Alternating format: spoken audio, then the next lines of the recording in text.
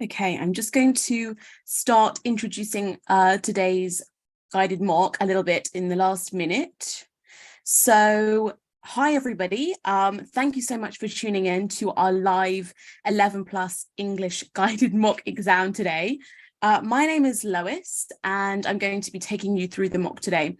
Now, as I already said, it's a good idea to have your extract that you will have been sent ready so that you can use it to refer to as we go through the paper.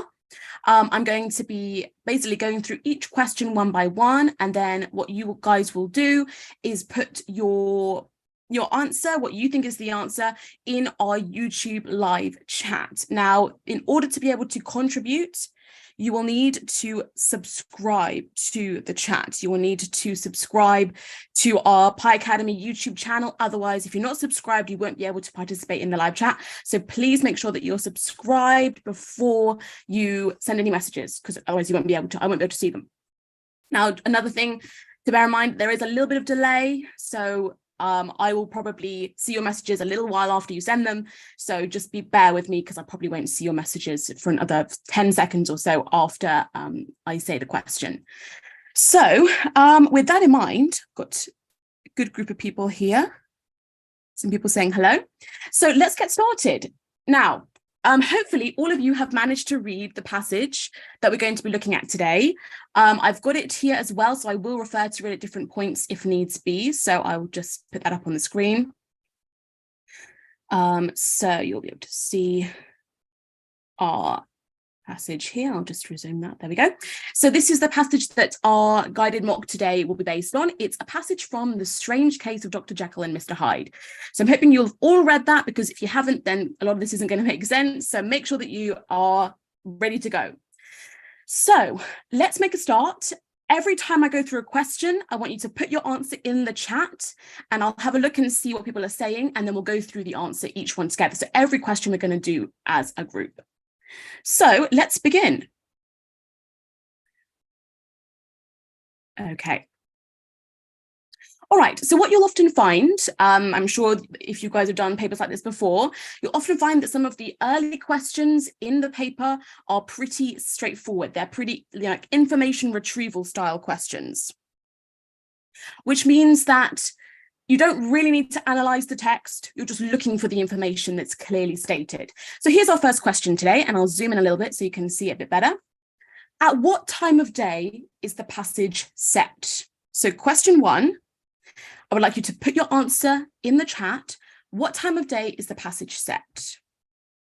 Look in the passage to help you, and then we'll go over it in just a second once everybody has sent me their possible answer. See if anybody's going to tell me what they think the answer is. Question one, what time of day is the passage set? Okay, got some people saying B, people saying evening. Have a look in the chat here.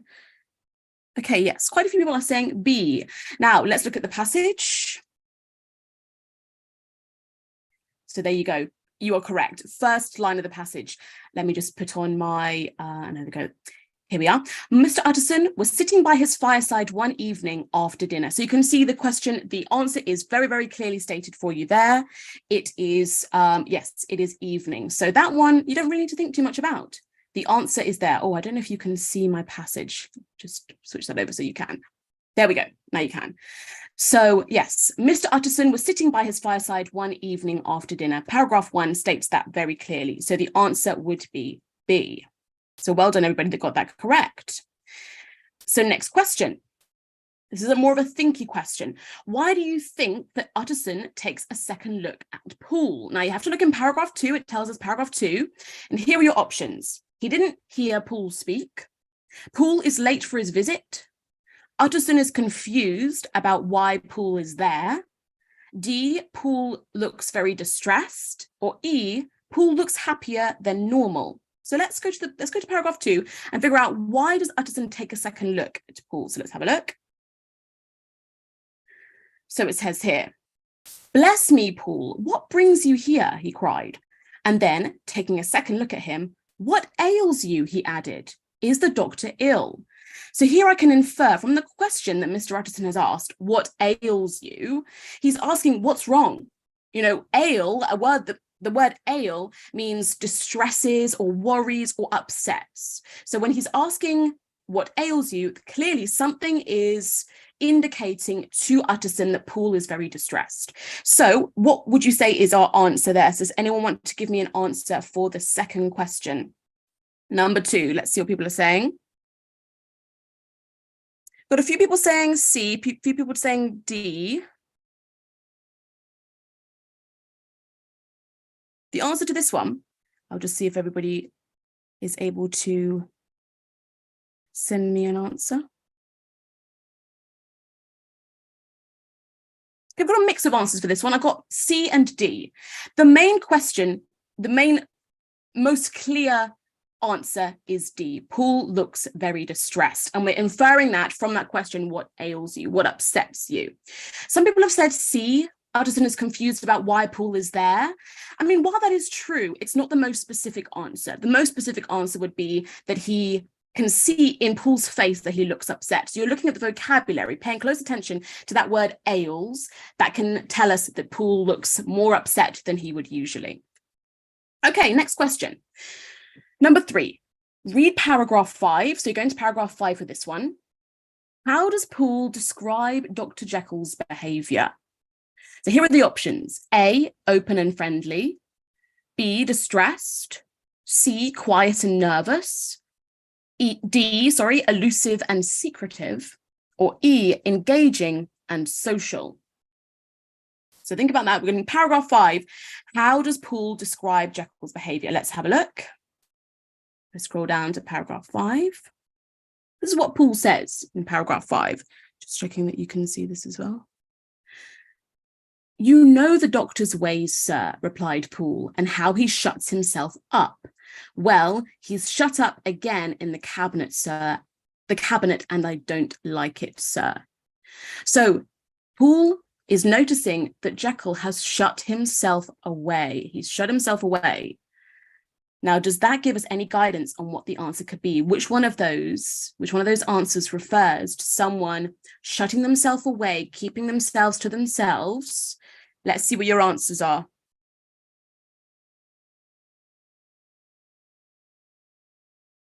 Excellent. Yes, lots of people are saying D. You are totally correct.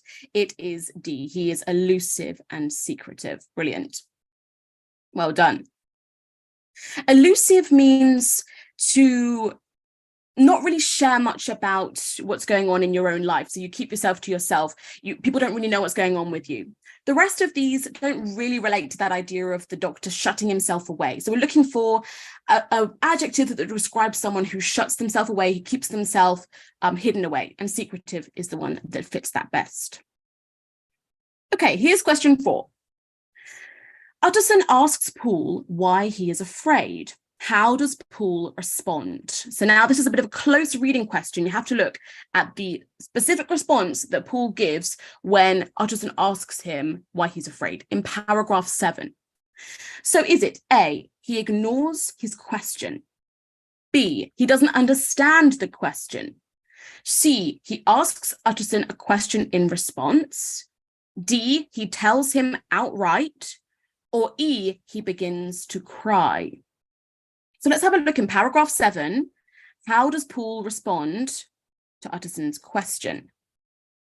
Let's go down to paragraph 7 here. It says this. I've been afraid for about a week, returned Paul, doggedly disregarding the question, and I can bear it no more. Now look there at what Paul, or the part of the sentence that's describing what Paul has said. The part after his name. Does anybody notice what Paul does? Let's see what our answers are.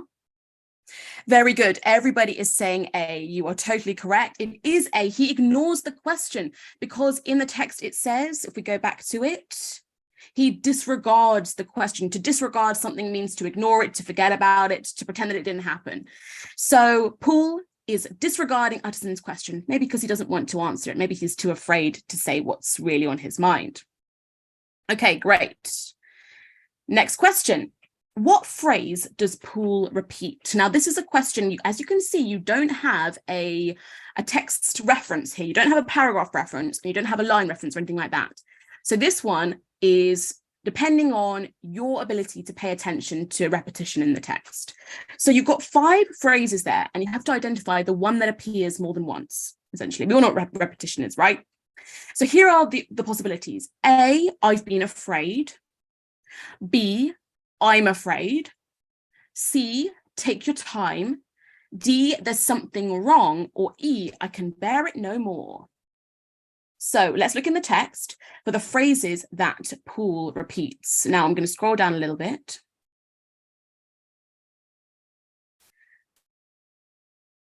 The thing that's going to help you out here is looking for the word repeated, actually looking for the word repeated. And you can see here in paragraph 7 and 8 that there is something that appears again. And I'm going to see if people are getting this correct. I've got lots of E's here. Yes, lots of E's, and you are correct. You are correct. So E was I can bear it no more. And here is the quote I'm trying to highlight, but I can't highlight. Here is the quote. Yes, I can bear it no more, he repeated, and he says it here as well. I can bear it no more. So for that one, if the question asks you about something that's repeated, you can look for the word repeated. Sometimes the author will state that something has been repeated, or as you're reading it through, you may remember, oh, I've already heard that phrase. The thing about repetition is that it sticks in our mind, doesn't it? So there you go. I can bear it no more is the phrase that Paul repeats. So well done to those of you who got that correct. So that one would be E. Okay, next question. In paragraph 6, Utterson tells Paul to be explicit. What does he mean by this? So this one's sort of a vocabulary question. We're looking at your understanding of the word explicit. So I'll read the options and then we'll look at how it's used and then we'll see what we can come to. So A, Paul should speak in code. B, Paul should use riddles as he speaks. C, Paul should be brave. D, Paul should speak very clearly. Or E, Paul should speak politely. So think about what you understand the word explicit to mean. Now let's look in the text in paragraph 6. It says this here. Now, my good man, said the lawyer, be explicit. What are you afraid of? Consider the fact that Mr. Utterson has already asked Paul this question. What ails you? Tell me plainly what you want. He's already said the same thing several times. So what is it that Utterson wants Paul to do? Let's see what you guys are saying here. Let me just go back to that one there. What are we thinking? Yes, well done, everybody. It is D, should speak clearly. Explicit means to say something very clearly with no ifs or buts, no, covering up the answer, blurring the lines. Explicit means very, very clear. And that is what Utterson wants Paul to do. So well done, everybody. Okay, next question, number 7. Look at paragraphs 9 to 10. Now, this is one where you have to read a few paragraphs, and you have to give an overall sort of summary of what you think Paul is behaving like in those paragraphs. So here are your options. Is he agitated, baffled, sorrowful, gleeful, or bashful? So let's go to those paragraphs and have a look at the way that Paul behaves. So paragraph 7 to 10. So let's have a little read and see what the key things are. So he says this, I've been afraid for about a week, returned Paul, doggedly disregarding the question. I can bear it no more. Now, paragraph 8 is really key because this shows us what Paul is thinking and feeling. The man's appearance amply bore out his words. His manner was altered for the worse. And except for the moment when he first announced his terror, he had not once looked the lawyer in the face. Even now, he sat with the glass of wine untasted on his knee and his eyes directed to a corner of the floor. So consider here the way that Paul's behaving. Is he calm? Is he relaxed? Is he engaging well with Utterson? Paragraph 10, he says, I think there's been foul play, said Paul hoarsely. So think about which of those words best summarizes his behavior here. Agitated, baffled, sorrowful, gleeful, or bashful. So what are you guys saying for this one? I've got a range of answers here. I'll just see what people are saying. I'm going to give everyone a moment.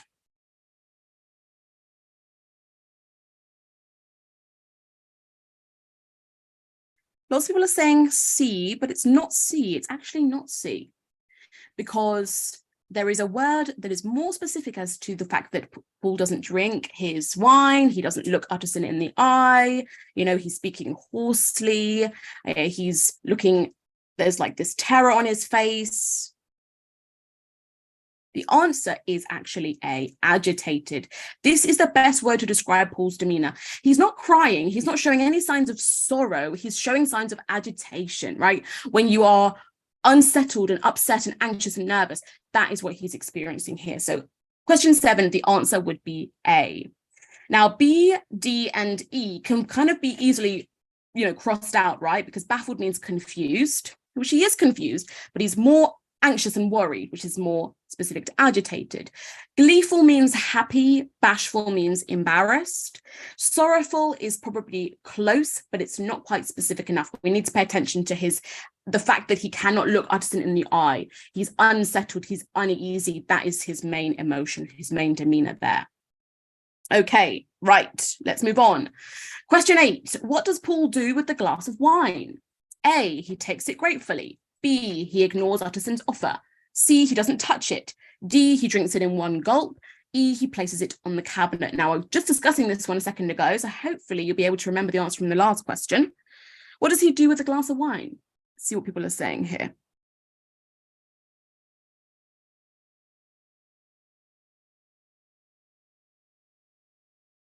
Just having a look at the chat.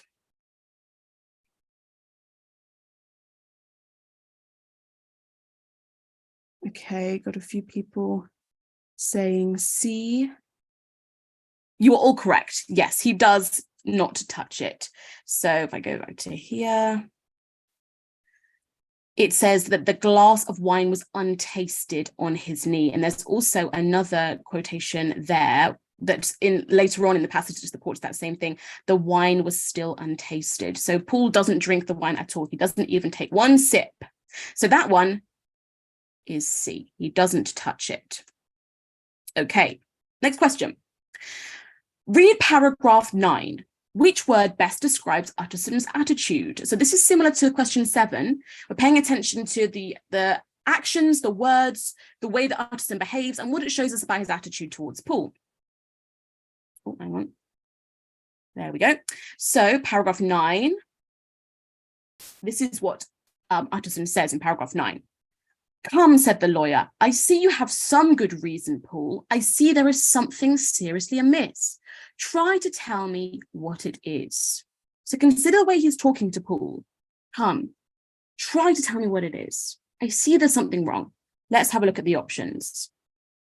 Is he A, frustrated, B, outraged, C, confused, D, nagging, or E, encouraging? What do you think, based on what we've just been reading? How was Utterson behaving towards Paul? See what everyone's saying.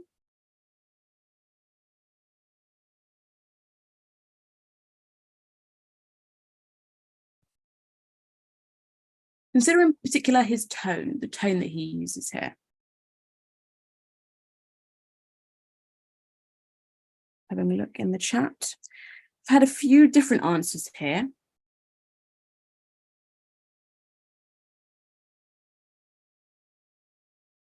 Some people saying E, C, and some people saying E. Some people saying D. Okay, we've got a range of questions here. The answer for this one is E, encouraging. Think about the way he's talking to Paul. Let's go back to the text again. He says things like, come. He's like, come. He's speaking gently to him. Try to tell me what it is. He's speaking in this encouraging, gentle tone to help Paul feel that he's able to open up to his friend. So the answer for number 9 is E, encouraging. He's not frustrated with Paul. He's not outraged, which means angry. He is maybe confused, but that's not his attitude towards Paul in this moment. And he's not nagging him. He's not saying, come on, hurry up. He's not being impatient with him. So encouraging is the best word to describe his attitude. Okay, question 10. Read paragraph 11. Why is Utterson irritated? So now let's look at the passage and then we will come back to the question. So paragraph 11, why is Utterson irritated? So have a look at that top paragraph on the second page. Foul play, cried the lawyer, a good deal frightened and rather inclined to be irritated in consequence. What foul play? What does the man mean? So this is the key part here. It says a good deal frightened, which means very frightened, and rather inclined, which means rather, accustomed, or he would normally behave in this way, to be irritated in consequence. In consequence, as a result. So what has made Utterson be irritated? Here are your options. A, because he does not like being frightened. B, because Paul is taking a long time to explain what happened. C, because Jekyll is being too secretive. D, he becomes irritated as a result of his fear. E, he becomes irritated as a result of Paul's fear. So let's go back to the text once more, just to remind you. It says that he was rather inclined to be irritated in consequences, a good deal frightened and irritated in consequence. So let's see what people are saying for this one. Now, someone's saying F. There is no option F, as you know. What do we think? What is the reason why Utterson is irritated?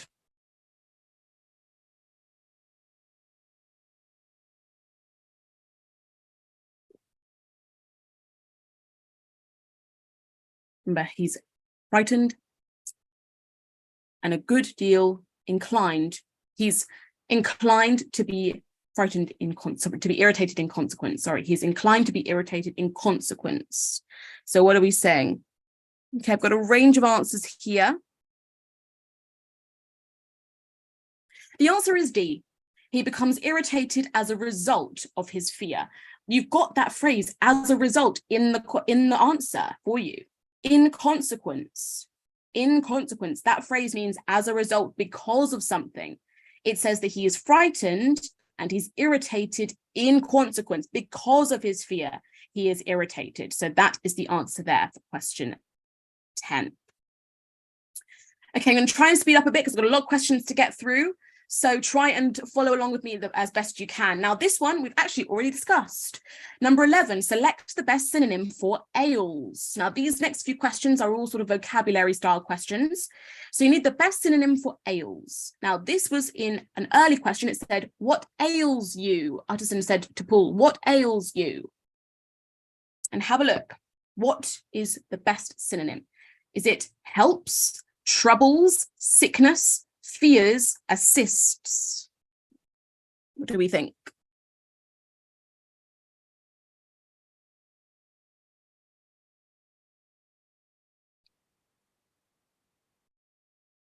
Okay, got a few correct answers here. Everybody, well done. It is B. What troubles you? Yes, ails are troubles, problems that you're dealing with. What troubles you? Best thing to do in this kind of question is replace the synonym into the original sentence so you can see if it still retains the same meaning. Okay, number 12. Select the best synonym for amply. Paragraph 8. Now, this is one that was describing Paul's appearance. So I'll just show you the passage again. It's in paragraph 8. It says, the man's appearance amply bore out his words. Now, bore out means shows. So the man's appearance shows his words. And if you look at his words in paragraph 7, he says, I've been afraid for a week. So it's showing his fear. So which word would fit in there for amply? The man's appearance amply bore out his words. Here are options. Hardly, cowardly, clearly, barely, loudly. What do we think? Which one best fits? The man's appearance amply bore out his words.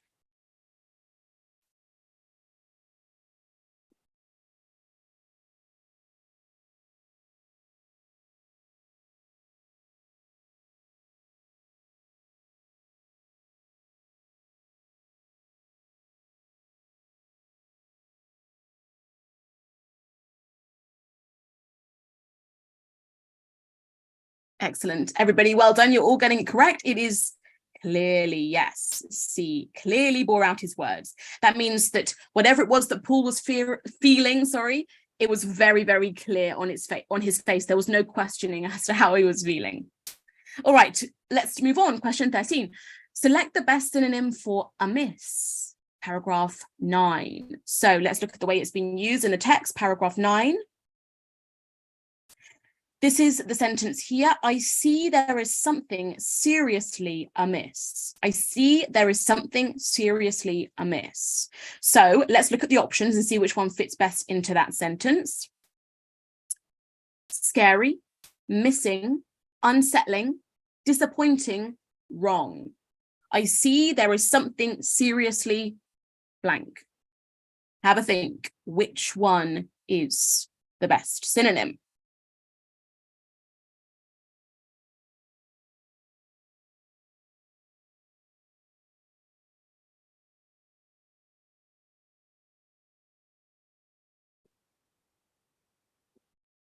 I've got a range of different answers here.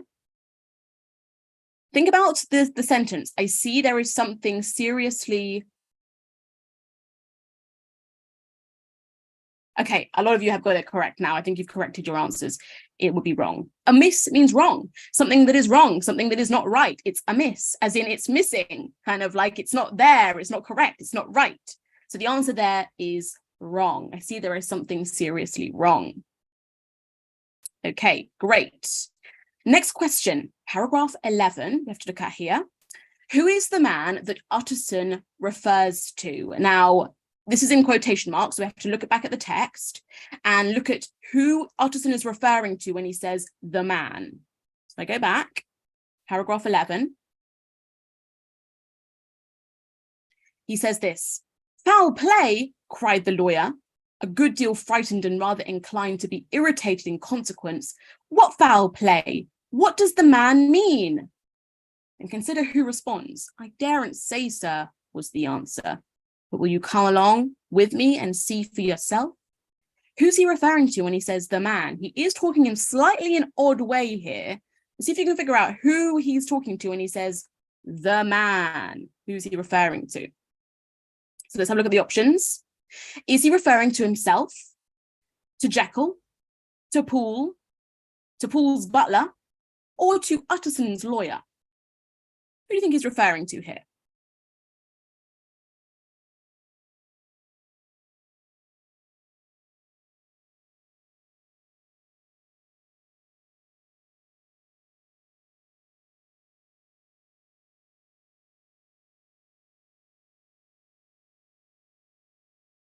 Seeing your answers here.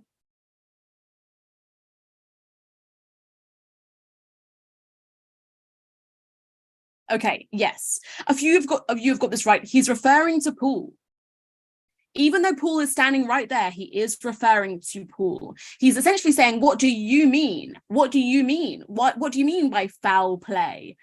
No one else said that it was foul play. It has to be Poole. Poole is the only one that has spoken. Poole is the only one who's there. So Poole is the person that he's referring to as the man. Okay, question 15. Poole feels relieved in paragraph 13. Why?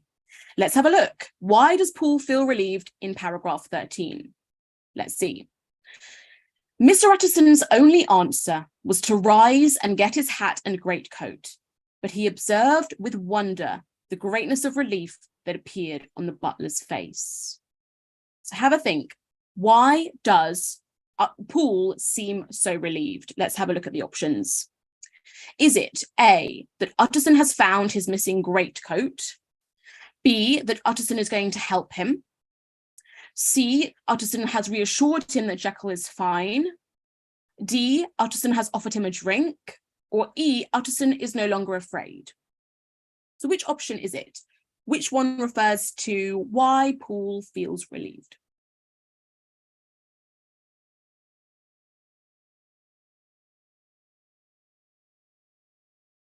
Seeing what people are going to say here.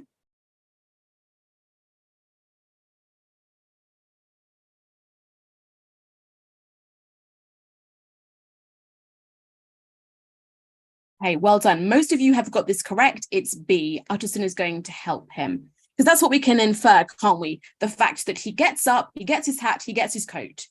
Utterson is going to go along with Poole and help him. If you look in paragraph 12, it also says, will you come along with me and see for yourself? That's a clear indicator that Utterson is ready to help Paul and he wants to go and help him look for Jekyll or look for whoever it is that they are, that figure out what's happened, basically. Okay, next question, number 16. Read the following sentence from paragraph 14. Now, this one, you don't even need to refer to the text because the whole section is quoted here for you. What literary device has been used here? A pale moon lying on her back as though the wind had tilted her. What's this an example of? A, metaphor, B, repetition, C, hyperbole, D, personification, E, oxymoron. A pale moon lying on her back as though the wind had tilted her. What do we think?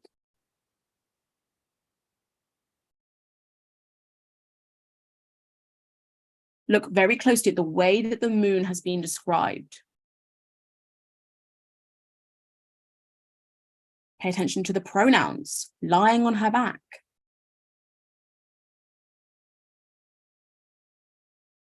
Okay, few people have got the answer right. It's personification. You can see that the moon has been personified like a woman, right? Lying on her back. She's sort of been knocked over by the wind. We've got those female pronouns as well, her and her. So there we go, personification to describe the moon. So, well, make sure that you remember what is personification. Make sure that you remind yourself before your exams, have all these techniques really, really clear in your head so you can identify them like that. Okay, here's the next question. We're now moving on to a slightly different section of the passage. This bit is now paragraph 14, and it says this: which word best describes London in this paragraph? So let's have a look. We're going to look at the description specifically of London, the city as itself. So let's read from, I'm just going to read this little section here. It says this: the wind made talking difficult and flecked the blood into the face. It seemed to have swept the streets unusually bare of passengers. Besides, for Mr. Utterson thought he had never seen that part of London so deserted. So in this case, we've got the city of London that we have to describe. So we can look for that word London, use that as a little target to find the relevant information. In this case, it says he had never seen that part of London so deserted. So let's look at the options. Which one reflects that? A, crowded, B, haunted, C, bustling, D, cold, E, empty.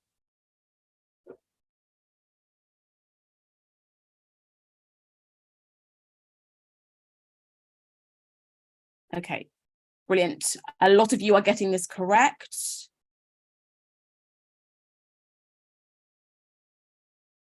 Well done, everybody. It is E, empty.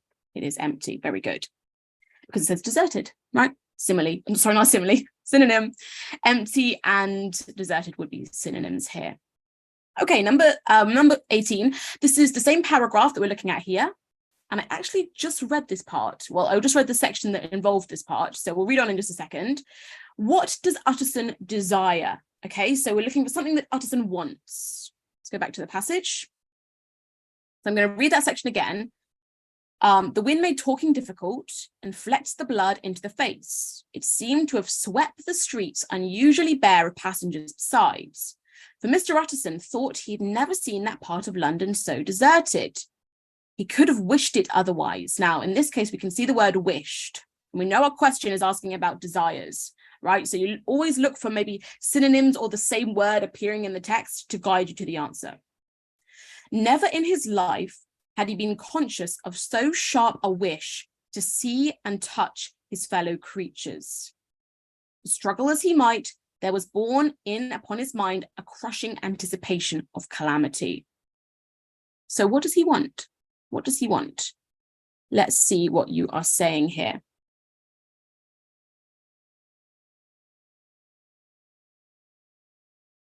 Okay, I can already see a couple of correct answers going up.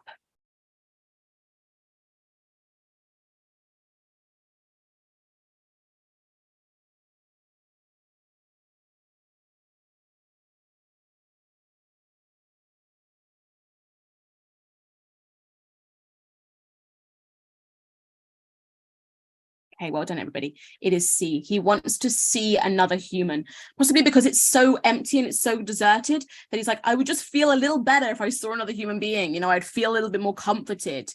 He says, he had so sharp a wish to see and touch his fellow creatures. He just wants there to be another human being so he doesn't feel quite so alone.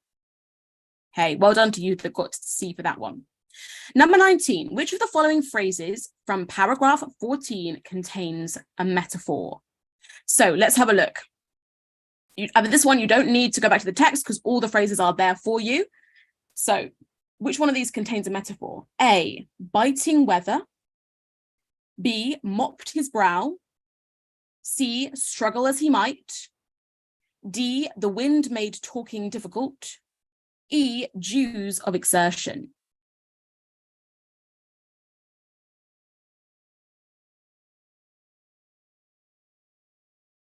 Which one of those contains a metaphor?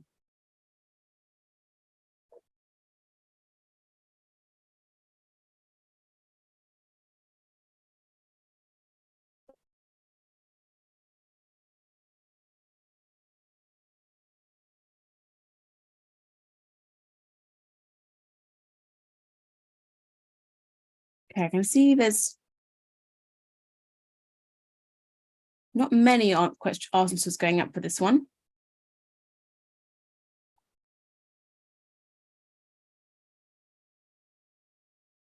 Now, a lot of people are saying E. It's actually not E. It's not E. Dues of exertion, that just means sweat. Like dews are just like water. That's just what that means. So it's not E, because that's just referring to the sweat that he gets from walking very quickly. It's literally the water on his forehead. This is not, it's literal. It's not a metaphor. So look for another word. Sorry, another phrase that's metaphorical.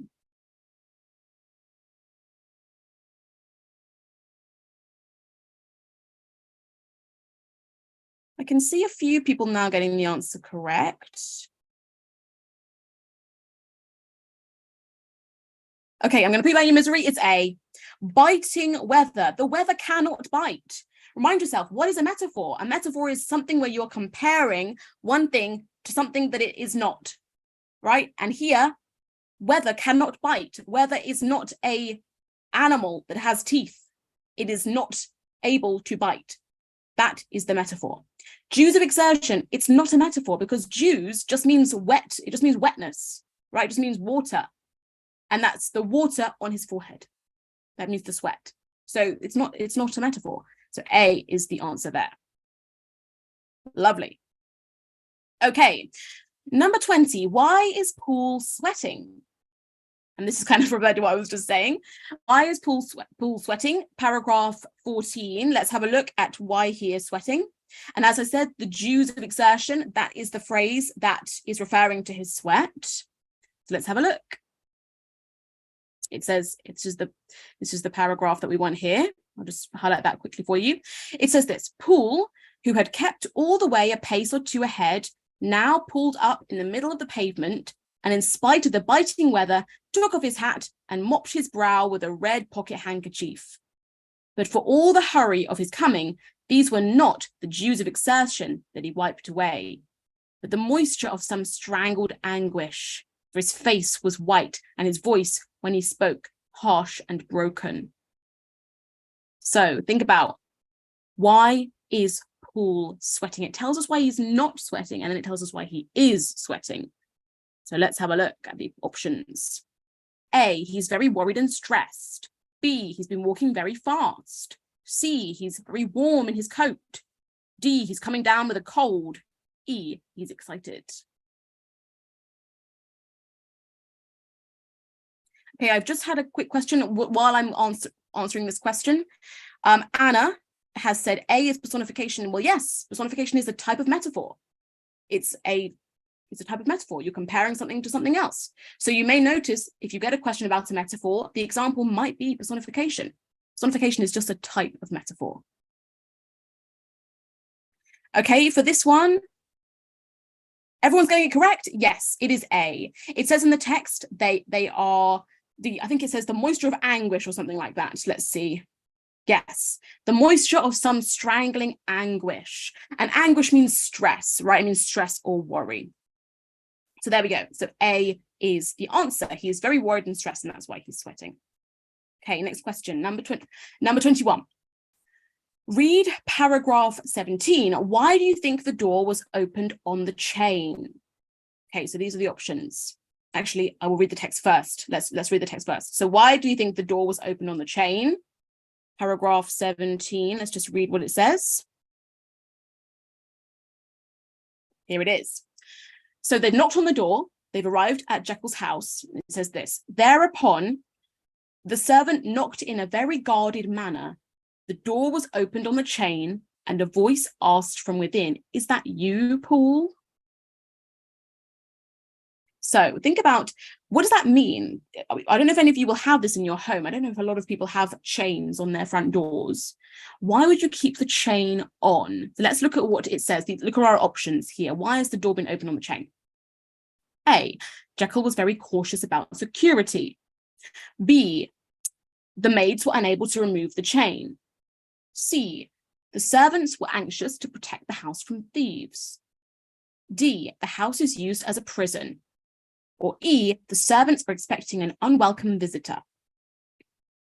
So have a think. Why would they keep the chain on? And consider the fact that they also say, is that you? Is that you? They check who it is before they open the door. Have a think. Why would they keep the chain on?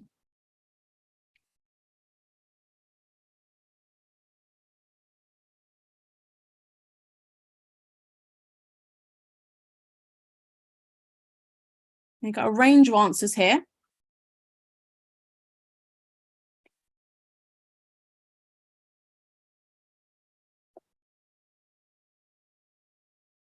Now for this one, you have to think about the rest of the passage as well. Paul has come to Jekyll and said, come to Utterson and said, "I'm really worried about Jekyll. I don't know what's going on with him. We are distressed and we are worried about him, and you have to come and see for yourself. Consider what might be going on in the house." The answer for this one is E. The servants are expecting an unwelcome visitor. That is the best inference that we can make here, because they say, if I look back at the text, "Is that you, Paul?" And then only when he says to open the door, do they actually open it. Why else would they keep it shut? There's no mention of thieves. Thieves haven't been mentioned once in the text. They've never been mentioned. Jekyll, we don't learn that this is Jekyll that put this on. It's nothing to do with Jekyll. He's not even there. The servants are the ones that have kept the chain on. So remember, focus on what is in the text. Don't just make things up. The servants are the ones that are expecting the visitor and are fearful about who's going to come to the house. Hence, they ask, "Is that you?" Suggests that they're thinking it could be someone else that they want to keep outside.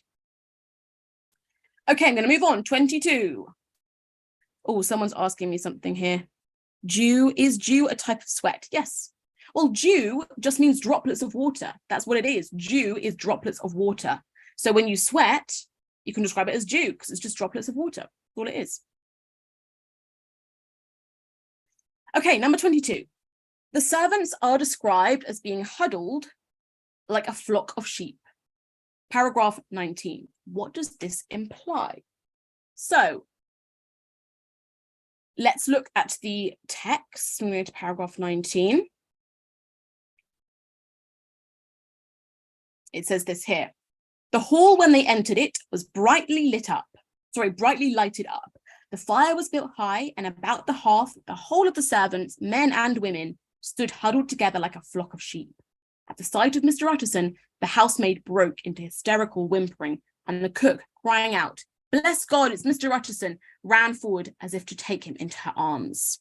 This is another one that very clearly explains us why question 21 was about them being afraid. There's somebody that they think is going to come in. They're worried. That's why they are protecting themselves, and they're all gathered together. Why would they be doing that about thieves? There's no mention of thieves. Okay. Number 22. So they are huddled like a flock of sheep. Let's have a look at the possibilities, what this could imply. A, they're all very similar in character. B, they're trying to reassure each other. C, they're very cold. D, they're inclined to copy each other's actions. Or E, they are very dim-witted. What do we think for this one?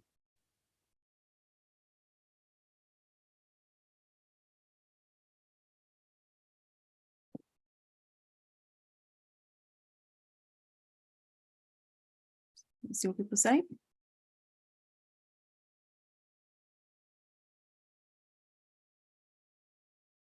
Think about the way that they would be grouped together, like huddled together like a flock of sheep. Why are they doing that? Okay, I've had a few people saying the answer. It is B. They're trying to reassure each other. That is why they're all huddled together. There is no mention of the fact that it's cold. There is no mention that the house is cold. Remember that Paul, the butler, you must use your knowledge from the whole passage. Paul works at this house. He has gone to Utterson to get help.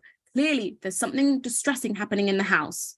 They're all worried about Mr. Jekyll. So by sticking together, they reassure each other. That's why they are all there as one group. They've abandoned their duties because they're so afraid of what's happening to their master. So that one is B. What I'm noticing is some of you are getting your answers wrong because you're not thinking about what the rest of the passage has told us so far. You have to read the whole passage because that's why we're getting answers wrong. So make sure that you're not just paying attention to the specific wording of this question, but on what you're learning across the whole passage. Okay, I'm going to move on. Question 23, how does Utterson respond when he sees the servants? Now let's have a look. Look at paragraph 20 here. What, are you all here? Said the lawyer peevishly. Very irregular, very unseemly. Your master would be far from pleased. Very irregular, very unseemly. Your master would be far from pleased. Why is he saying that? Have a look. What's his response? A, he's disapproving. B, he understands their fears. C, he laughs and mocks them. D, he feels they are right to be all together. E, he is afraid of them. What do we think?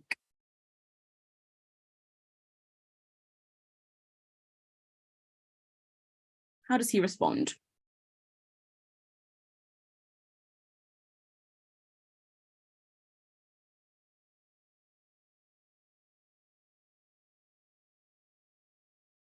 Excellent, good. I can see some answers going up correctly here.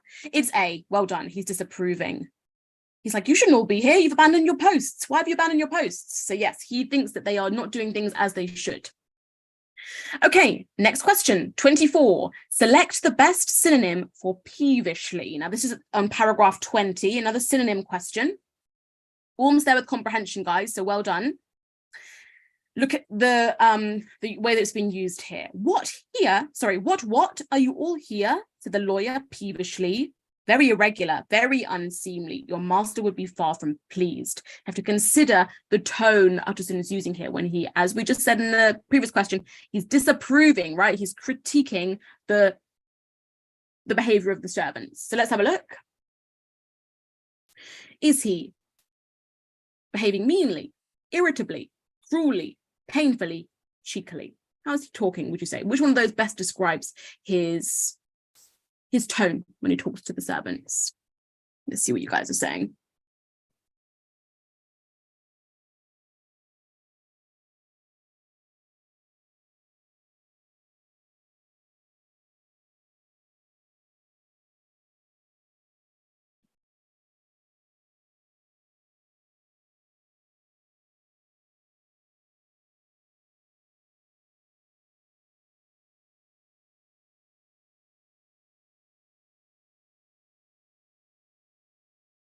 We've got some correct answers here.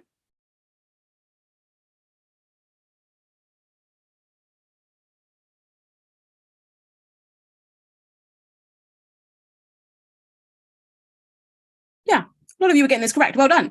It is B, irritably. Exactly. That's what peevish means, to mean annoyed, irritated. Okay, well done.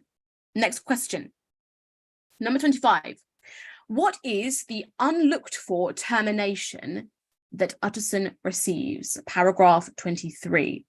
So think about, first of all, the phrasing of this question. Termination. Think about what you know that the word terminate. If you terminate something, what does that mean? And consider what is it that Utterson, what is it that means that? I'm not going to say what it means because I want you guys to get it. Let's have a look in the passage in paragraph 23. What is this termination? What terminates? So let's have a look. Paragraph 23. So we have to go back a little bit to paragraph 22 just to get the context. So Paul says, "Now, sir," said he, "you come as gently as you can. I want you to hear, and I don't want you to be heard. And see, sir, if by any chance he was to ask you to go in, don't go."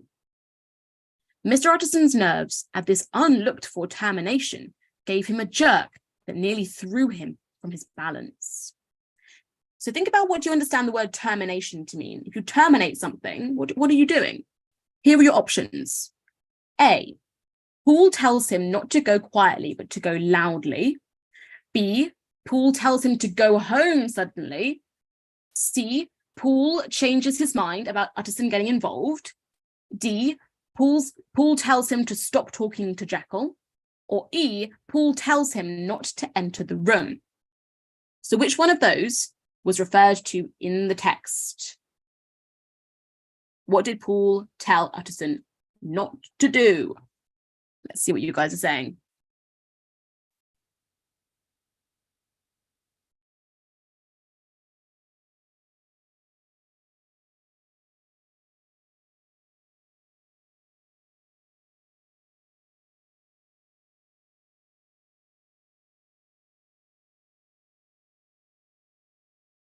Okay, well done, everybody. It is E.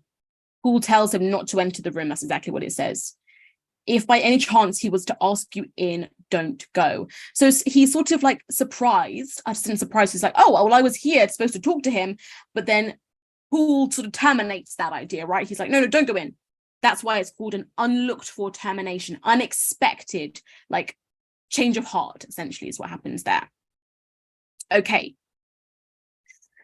3 more comprehension questions. So well done, everybody, for all the hard work you're doing so far. Number 26, where is Jekyll's cabinet? Now, this one, you've got to really pay attention to the way that the text has been written to describe the location of this cabinet. So let's look at the options first. Is it in front of Jekyll's house? Is it beyond the surgical theatre? Is it at the top of the main stairs? Is it at the bottom of the staircase in the laboratory? Or is it in the middle of the kitchen? So let's have a look at what the text says here. Now we're looking in this paragraph here, paragraph 23. So let me read this section here, see what you can find. It says, he recollected his courage and followed the butler into the laboratory building through the surgical theatre, with its lumber of crates and bottles to the foot of the stair. Here, Paul motioned to him to stand on one side and listen, while he himself, setting down the candle and making a great and obvious call on his resolution, mounted the steps and knocked with a somewhat uncertain hand on the red baize of the cabinet door. So think about what the information that you've been given there. Where did Utterson have to go in order to get to the cabinet? Did he have to go upstairs, downstairs? Did he have to walk through any rooms? Did he have to go outside? Where did he have to go? Which one relates most specifically to that?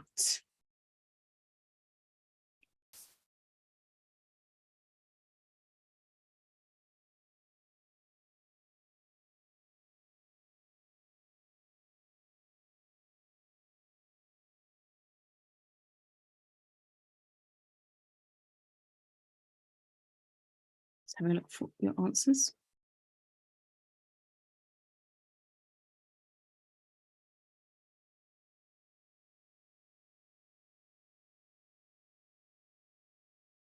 I can see some correct answers here. Well done, everybody. That is putting in your answers in the chat here. You're correct. It is beyond the surgical theatre. The only thing that we really learn is that if we go back to the text, Utterson has to walk through the surgical theatre. He has to go beyond it in order to get to the cabinet. The other answers are definitely incorrect because there is no mention that he's at the front. We're actually at the back of the house here. The top of the main stairs, these aren't the main stairs. They're the ones right at the back of the house. At the bottom of the staircase in the lab, he actually had to go up the stairs to get to the cabinet. So that one's wrong. And E, there was no mention of the kitchen whatsoever. So we know that it's not going to be E. So well done, everybody that got B. Okay, number 27. What does Utterson notice about Jekyll's voice? So let's see what it says in the text. Look right at the end of the passage here. What does Utterson say when he hears his voice? Sir, this is Paul saying this. Sir, he said, looking Mr. Utterson in the eyes, was that my master's voice? It seems much changed, replied the lawyer. very pale, but giving look for look. So let's see. What has Utterson noticed? What's changed? What's happened to Jekyll's voice? A, it seems to be rather whiny. B, it seems triumphant. C, it sounds very different to normal. D, it sounds chirpy and cheerful. Sorry, I said that totally wrong. It sounds chirpy and cheerful. Or E, it sounds formal.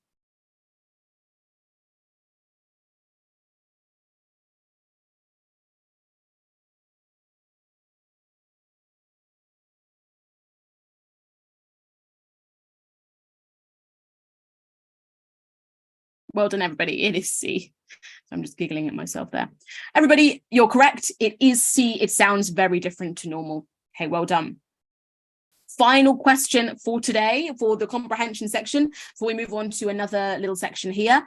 28, having read the text, which word best describes the genre of this passage? Think about what you understand the word genre to mean. It's like the type of text that it is. What kind of features do you notice in the passage that would put it into this category? So A, mystery, B, fantasy, C, comedy, D, adventure, E, romance. So think about what's happened so far in the passage. Which one of those best relates to this story?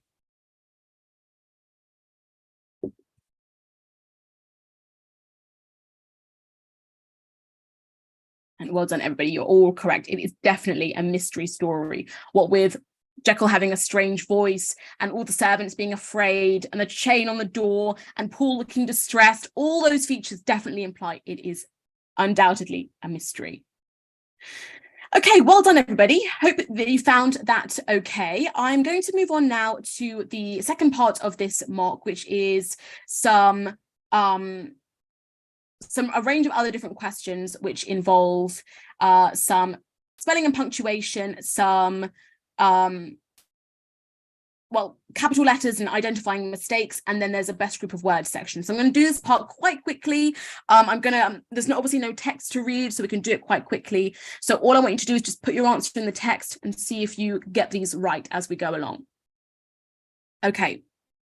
So this first section, you have to notice if there is a spelling mistake or no spelling mistake. So see if you can identify these along with me. Okay, first question.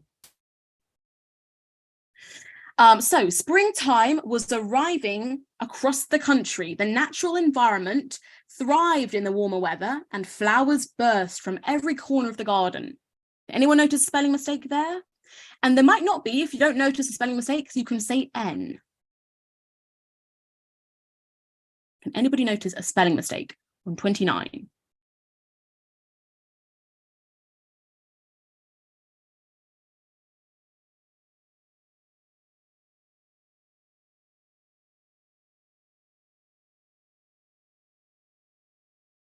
Good. Yes, it is B. The mistake here, anyone can notice it, is environment. It should be spelt with an extra N in there. Environment. Those two letters have been switched around there. That is our mistake. Okay, next one.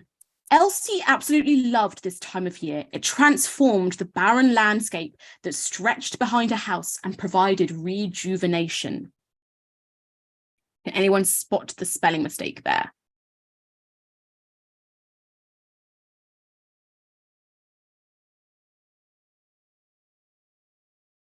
I'll just quickly write the correct spelling there. Anybody notice something on number 30?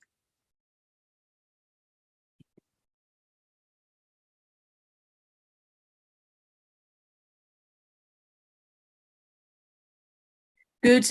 Whoever has put D, you are correct. Rejuvenation. There's a lot of problems with this spelling. It should be with a J and it should say nation, not ventation. So that is the mistake there. Okay, next one. On the first spring morning, an energized Elsie sprang out of bed and scuttled through to the kitchen where she could admire the greenery. Any spelling mistakes in number 31?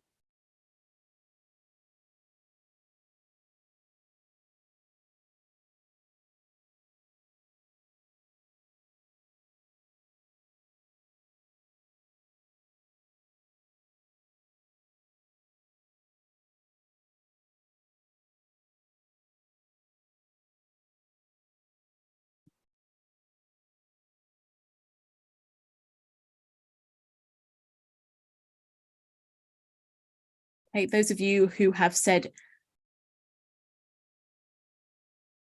just seeing if anyone else is going to answer this one. Yes, for this one, it's N. There are no spelling mistakes in this one. Everything is spelled correctly.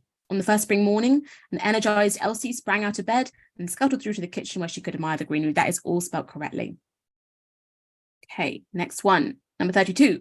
She opened the window just minutely and the warm air rushed in, flooding Elsie's nostrils and working its hypnotizing spell. I can see some people there have already started to go on to this one. Number 32. You're correct. I think it's Christina there. You've identified that it is minutely, which is spelled wrong. It's spelled wrong. Very good. You can see that that word there, it's minute, meaning small, and then you have to add ly on the end. So you don't have to add ley, you add ly. Okay. Number 33. Closing her eyes, she breathed deeply, smelling fresh foliage, newly budded daffodils, rich earthy smells. It was a heavenly aroma. Can anyone notice any spelling mistakes on number 33?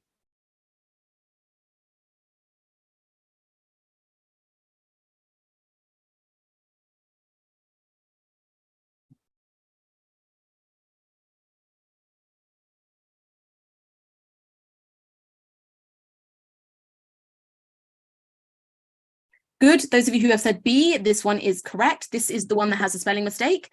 The word is foliage, which actually has an A. Should be spelled like that. Foliage. Foliage. Think about it like age. Okay. Next question, number 34. Elsie eagerly opened the back door and ventured out. Although it was early, the sure signs were undoubtable. Anyone notice a mistake in number 34?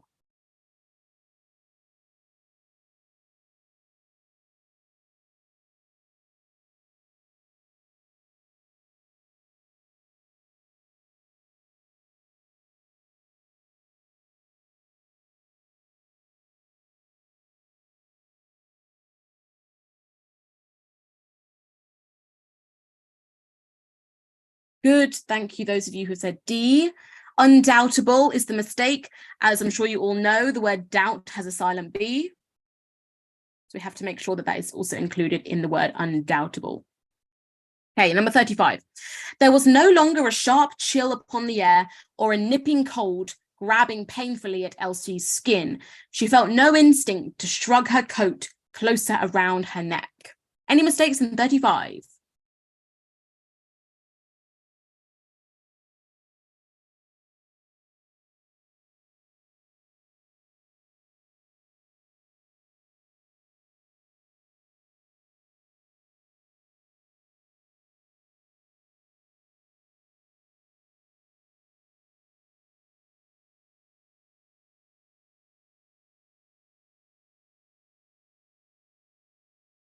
Okay, it is C.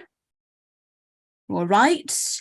Instinct has no G. We don't need the G in instinct. Instinct, as in it's something that's within us, right? That's our instinct, is the things that we think instinctively in our own minds, in our own brains. They're like within us. Okay, next few questions for spelling. Number 36. She did not, sorry, apologies, that should not have the word or there. I'll just get rid of that. She did not vigorously rub her arms or race back inside at the first opportunity. Instead, the mild temperature and the gentle breeze created immediate comfort and peace. 36. Can anyone notice any spelling mistakes on line 36?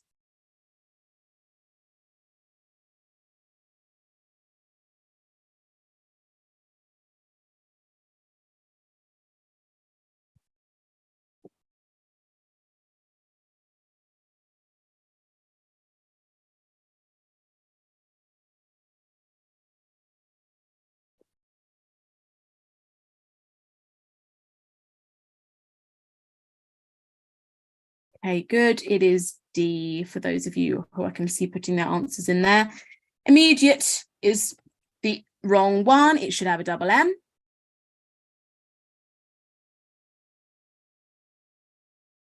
Brilliant. Okay, this is our last one for this type of question. Number 37. After all, the change in the seasons corresponded with the birth of newborn chicks, rabbits, lambs, and calves. That was easily the greatest benefit of countryside living.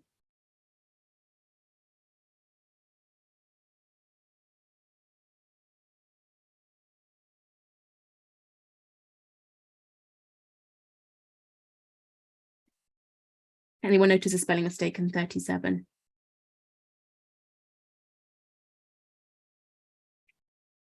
Good, well done.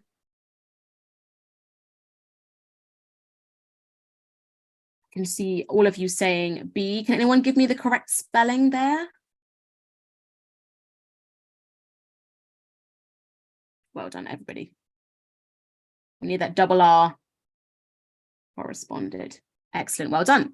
Okay, next section, guys. These are capital letters and punctuation mistakes. Exact same thing. Do you notice a mistake? And if so, give me the letter. If you don't notice a mistake, put N. All right, here we go. This passage is called The Twins. In the following sentences, on each line, there is a group, sorry, I'm so sorry, lost my place there. In the following sentences, on each line, there is one capital letter or punctuation mistake, or there is no mistake. So let's read the passage together.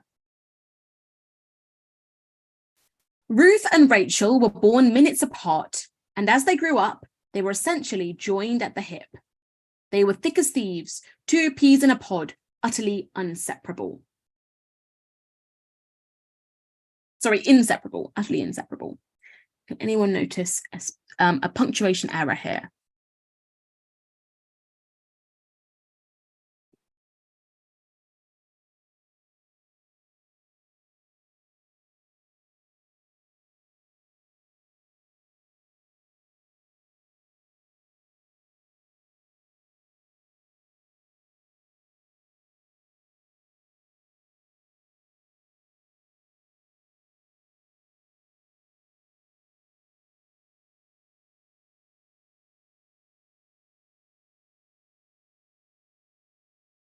I'm just waiting for some answers.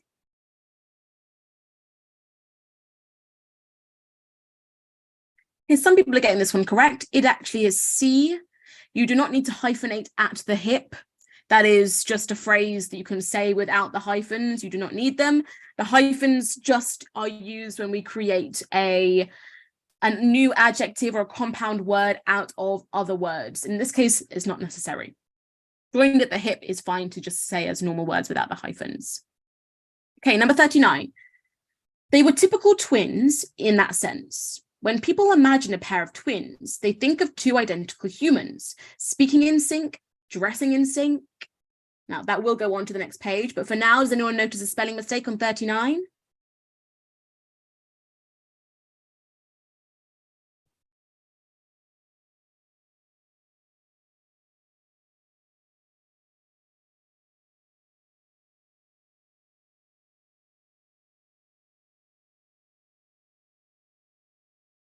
Okay, I can see some people are saying the correct answer. It is B. There is a missing capital letter just there. We should capitalize that because it's the start of the sentence. Okay, next one. Number 40. So it carries on from there.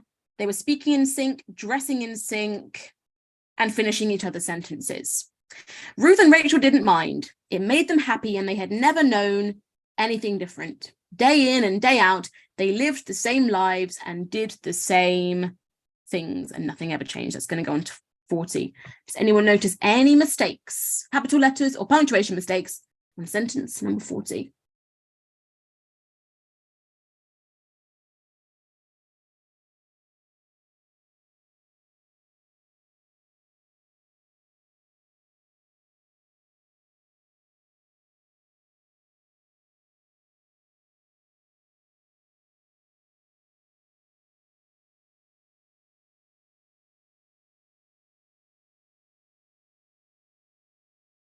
I can see some people are saying N.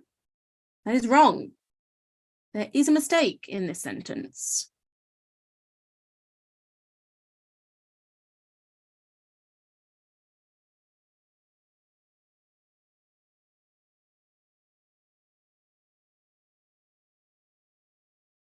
Okay, I think I can't see anybody got the right answer yet.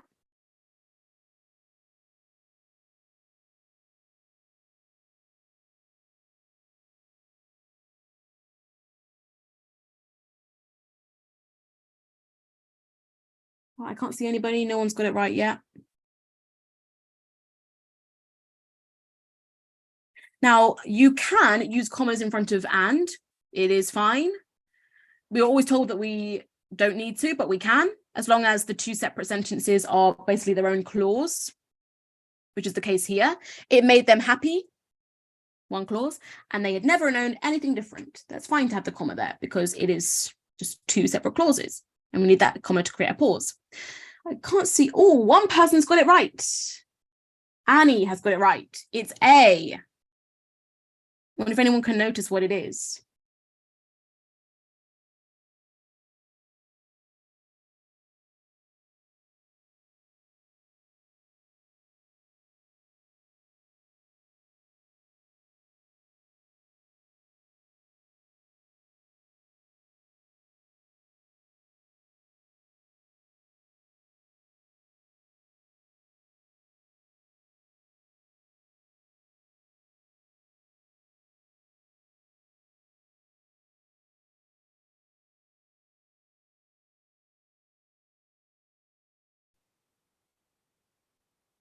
Well done. It's the apostrophe. Yes, there is an apostrophe missing there. Finishing each other's sentences. We need an apostrophe in there because the sentence belongs to the other. So we must include an apostrophe there. Okay. Oh, hang on. I think I'm on to the next page. Yeah, here we go. 41. Okay. They lived the same lives and did the same things and nothing ever changed. But yet one day, the unexpected happened. It was during one of the rare moments when the twins were not in the same room. Ruth was at the park. Then that goes on a little bit further. Can anyone notice a mistake in number 41?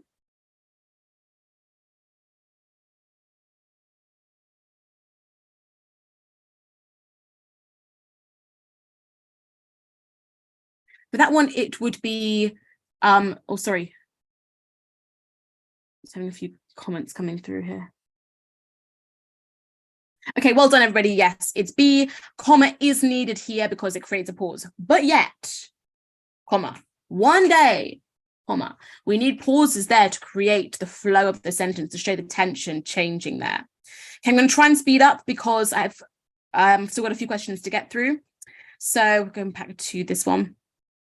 Ruth was at the park, scouting out a good picnic spot, and Rachel was running late. Ruth was shaking out the picnic blanket and placing it on the grass when she heard a voice calling from across the field.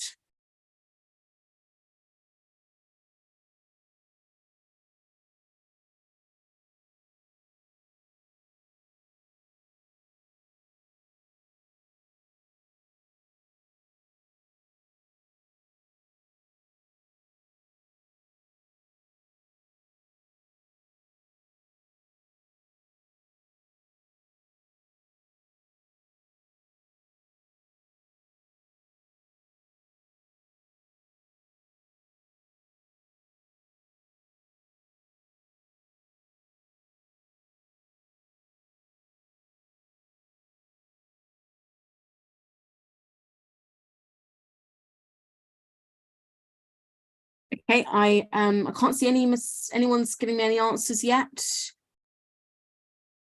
Okay, I'm going to tell you it is C. Picnic blanket does not need to be hyphenated. They are two separate words. Picnic blanket, no need for the hyphen. Okay, 43. Ruth. She turned and spotted a familiar face. It was Hannah, one of their classmates. Her face beamed with a friendly smile as she bounded across the grass towards Ruth.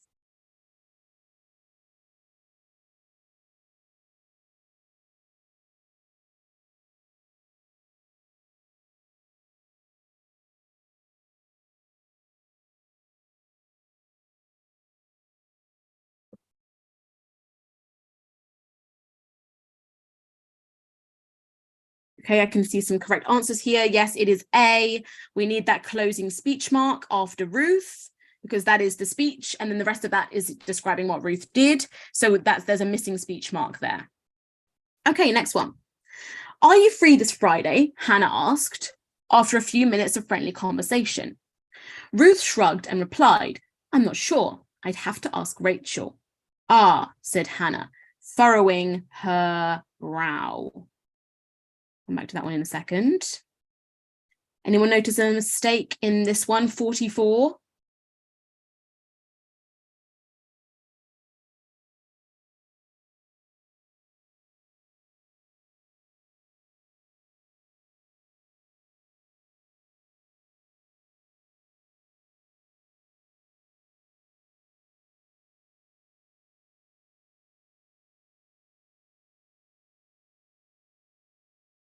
Okay, I can see a couple of people have got this right. It's E. There's a missing comma after R. That should have a comma there. Ah, said Hannah, furrowing her brow. We need commas after speech if that's not the end of the sentence.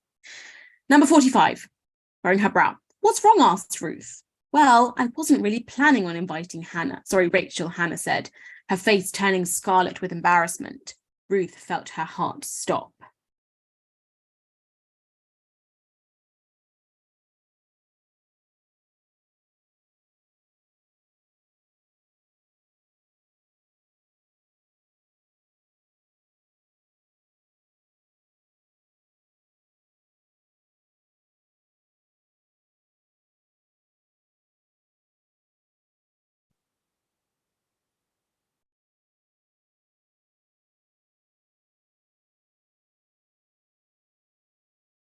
Good. This one is C. There should be a comma after said, because we need that little bit of, essentially an adverb, her face turning scarlet with embarrassment. That is essentially kind of like an adverbial phrase, and we have to separate it from the main verb, which in this case is Hannah said, with a comma. So there should be a comma after Hannah said, like that. Okay. This was unheard of. Nobody had ever invited just one of them to an event. Ruth didn't know how to respond. I know she's your sister, Hannah said at last, wringing her hands nervously.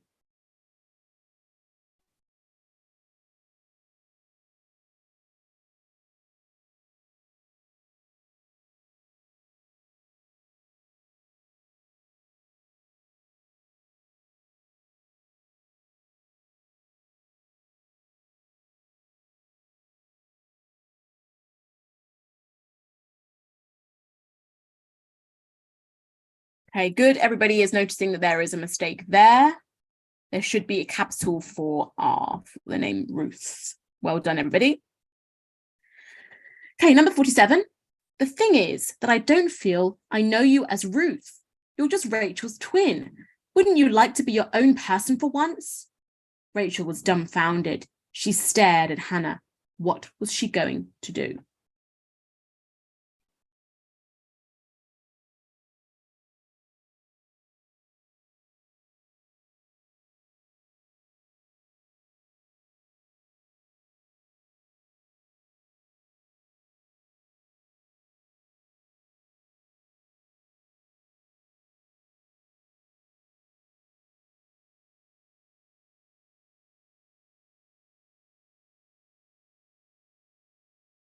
Okay, I can see some people are getting D correct. There should be a question mark there instead of the full stop because Hannah is asking Ruth a question. So you don't want to put a full stop after once. You want to put a question mark. Okay, guys, that is the end of that section. And we have one final section to do before we end. So this section is now called Best Group of Words. Okay, so last section, I'm going to try and do this as quickly as I can to get through it. You need to identify the best group of words that will complete the sentence, that will make it make sense with proper grammar and proper English. So this passage that we've got is about Cleopatra. And I want you to identify which group of words fits best across the sentence. So here we go. Cleopatra has gone down in history as a majestic queen, a powerful ruler, and a figure of beauty. The exact date of her birth, should it say are unknown, are unsure, is unknown, is definite, was unknown?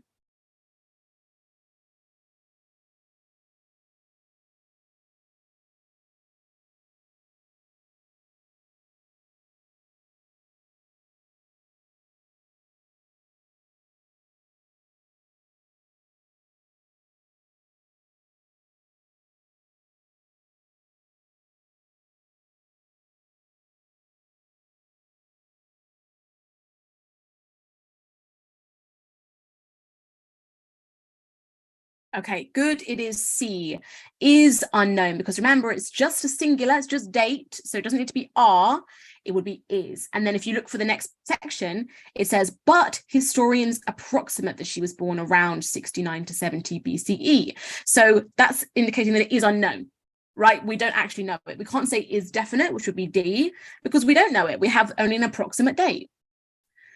So let's continue. Historians approximate that she was born around 69 to 70 BCE. She was the daughter of King Ptolemy VII, Auletes, I think that's how you pronounce that, who was a Macedonian king of Egypt and succeeded the throne, gained the throne, takes the throne, became king, could gain the throne. Now let's just see the next passage just to check it.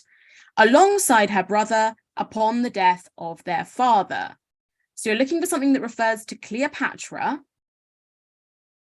past tense, because it's referring to what happened after her father died. It's referring to her. So what do we think? Succeeded the throne, gained the throne, takes the throne, became king, could gain the throne. Well done. It is A. Past tense, succeeded the throne, has to be past tense, and it has to be that verb succeeded because it's in the right tense, and it can refer to her because obviously D is in past tense, but she's not going to be king. She's going to be queen. So there we go. Succeeded the throne alongside her brother upon the death of their father. Despite the fact that she was the weaker ruler, weaker queen, dominant queen, more dominant leader, then look at the next bit to see how it fits. Historical records show that her brother forced her to flee for Syria. So you're looking for something that compares her to her brother and is sort of odd, considering that she was the one that was forced to flee. So consider which one would fit.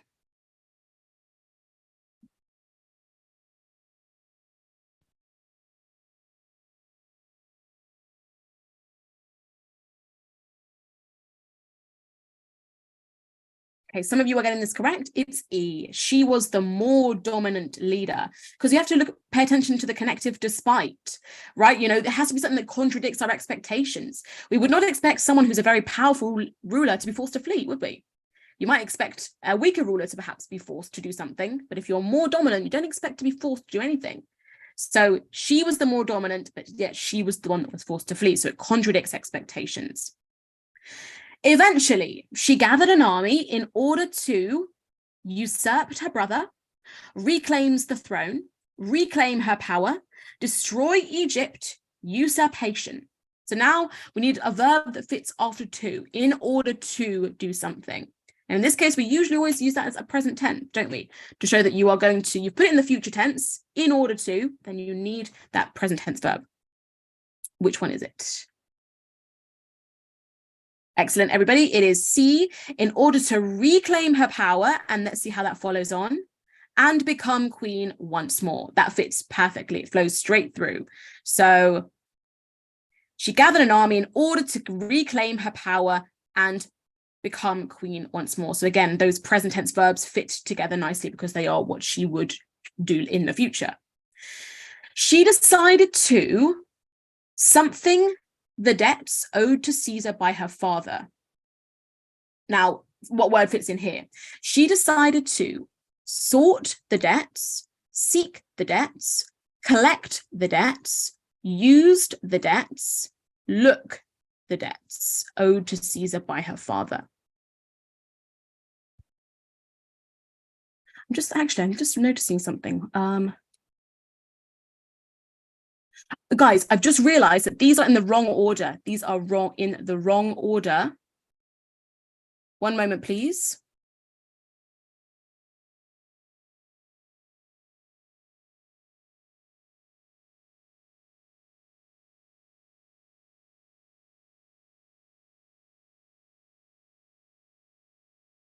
Okay, I'm realizing there is actually a question missing here. There is a question missing, so we're going to just move on to the next section, because there's something out of order there.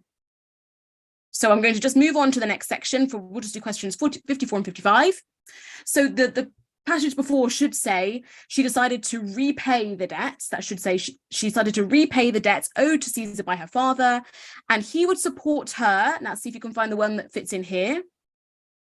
He would support her by providing, in turn, as a friend, throughout, helpfully.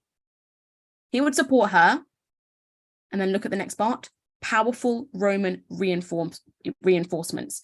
He would support her by providing powerful Roman reinforcements, in turn, powerful Roman reinforcements, as a friend, powerful Roman reinforcements, throughout, powerful Roman reinforcements, or helpfully, powerful reinforcements. So what's the answer here for question 54? He would support her. Yes, it's by providing. Those of you who have put A, by providing powerful Roman reinforcements, which basically means the army. He would provide her. Apologies, guys. There should be another sentence about Caesar, but I don't know where it's gone. So I will have to find that and correct that. So yes, he would support Cleopatra by providing powerful reinforcements to bolster her power.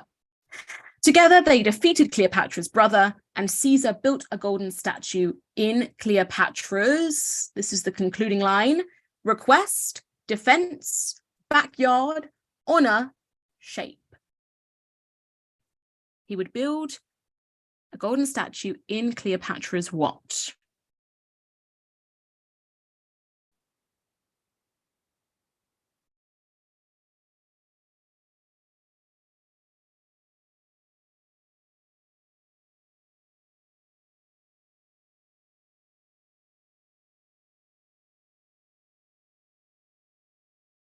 Okay, good. Well done, everybody. It is honor.